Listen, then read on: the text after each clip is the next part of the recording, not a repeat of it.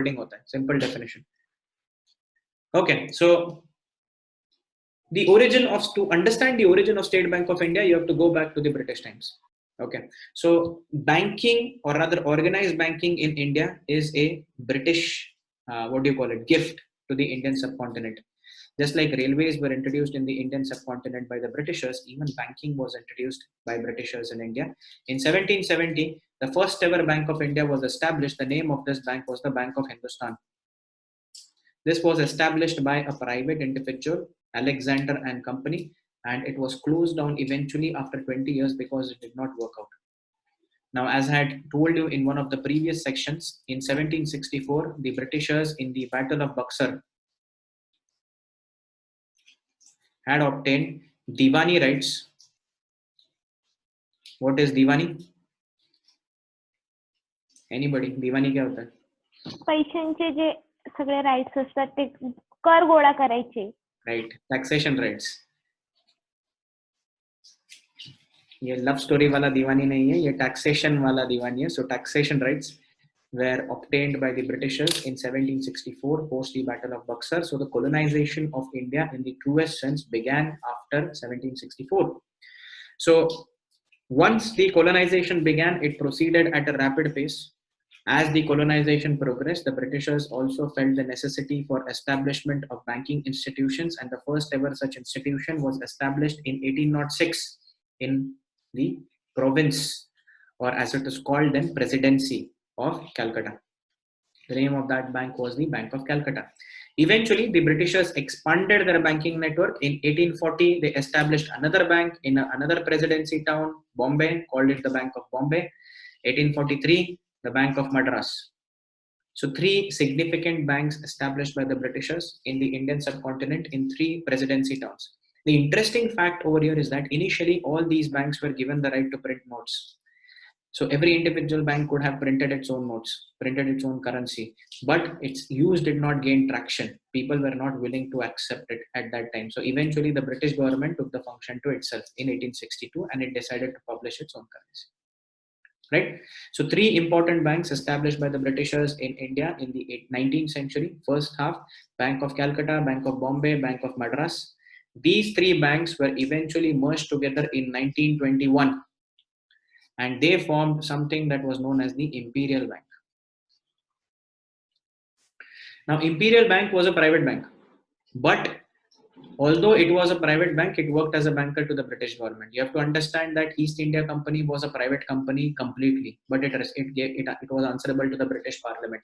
Similarly, the Imperial Bank was a bank that was held by private shareholders, but it was accountable to the British Parliament for its actions. Post-independence, the government of India decided that we need a very strong and stable bank of our own. So in 1955, the SBI Act was passed.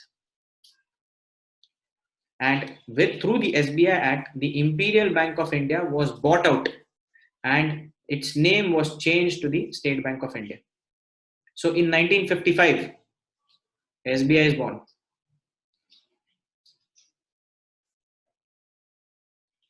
Right?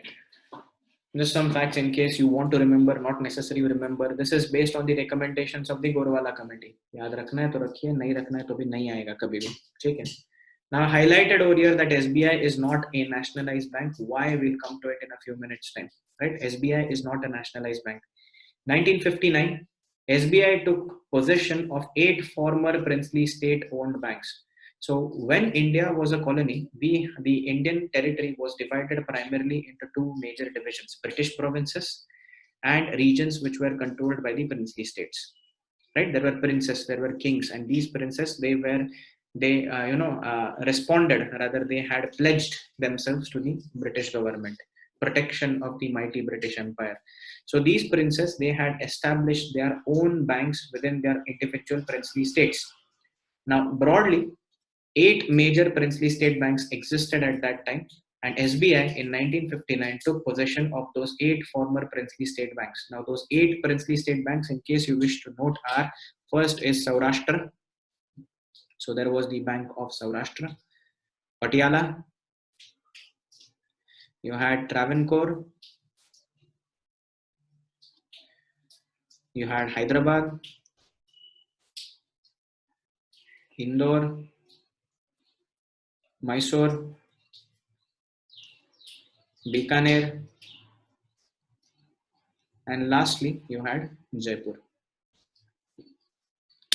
Right? So in 1959, State Bank of India took control of these 8 princely state banks and it established State Bank of Saurashtra, State Bank of Patiala, State Bank of Travancore, State Bank of Hyderabad, State Bank of Indore, Mysore, Bikaner, Jaipur. 8 different state banks and a State Bank of India. Right? So you have now 9 state banks, 1 State Bank of India, and 8 individual state banks of each and every princely state.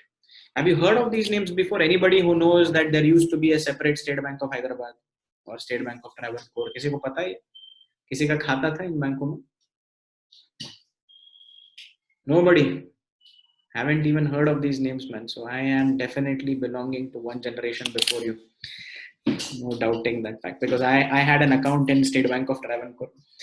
Okay, so there was SBI and then there was these 8 princely state banks. Eventually, the State Bank of Bikaner and Jaipur was merged together to form State Bank of Bikaner and Jaipur. So SBI plus 8 was reduced to SBI plus 7.